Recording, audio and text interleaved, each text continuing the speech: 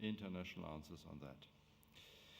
Apart from these national projects, we are also extremely interested in an international exchange, in an international discourse.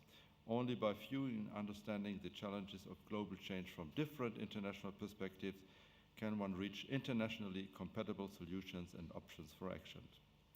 By an international approach, I don't just mean our customary and still very important orientation towards the outstanding research centers in the United States of Japan. I mean really the world, and that is also a key point, that we have such a large number of participants here at this conference from emerging countries, from developing countries, that we have especially China, India, Brazil, Mexico here, and this is really a very key element. I can tell you from the policy side that beside United Nations, there are a lot of other arenas now. We get together, for example, on the level of G8 and the O5. There is, since last year, a regular meeting of the research ministers, and it's clear that they identified climate change as one key topic they will deal with.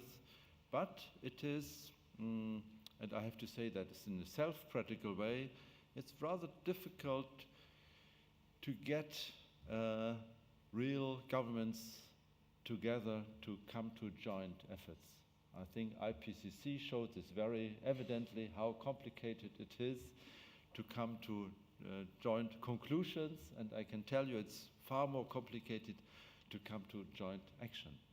And therefore we need really very precise proposals and ideas also for the scientific community. So that my expectation to this conference here will be also to get some very precise proposals on which are for the research policy ministers on the international level, which are the key topics and issues and problems one have to attack from the research minister sides, either G8 or G8 plus 05 or G20 or United, however, but to get a clear understanding what are the problems you think have to be attacked from the international arena of research ministers, what are the needed type of action which are really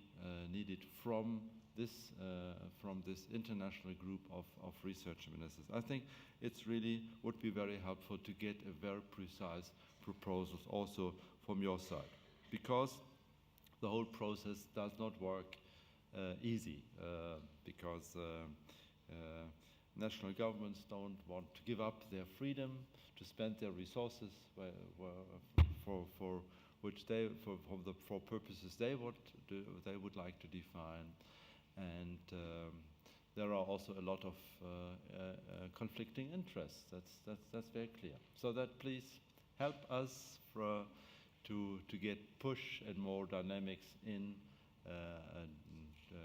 joint decision making of also research policymakers in the world, so that we don't need not only the internationalization of research but also of research policy.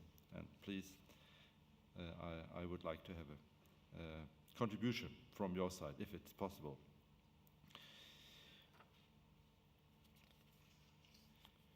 I think the conference offers a very interesting opportunity of many interesting debates and fascinating discussions, and I think it's only my task not to contribute to this discussion, but to wish you that it is vivid, that it's fruitful, that it creates also enthusiasm, and from the policy perspective, I would like to get very precise and challenging proposals from your side.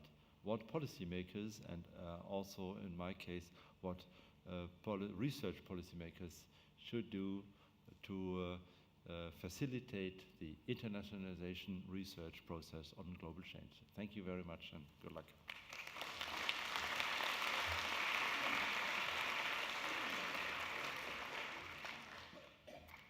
Thank you, Professor Meyer-Krahmer, and once more, thank you very much for making this event possible and for the long-standing support by your ministry to the course of the IHDP research.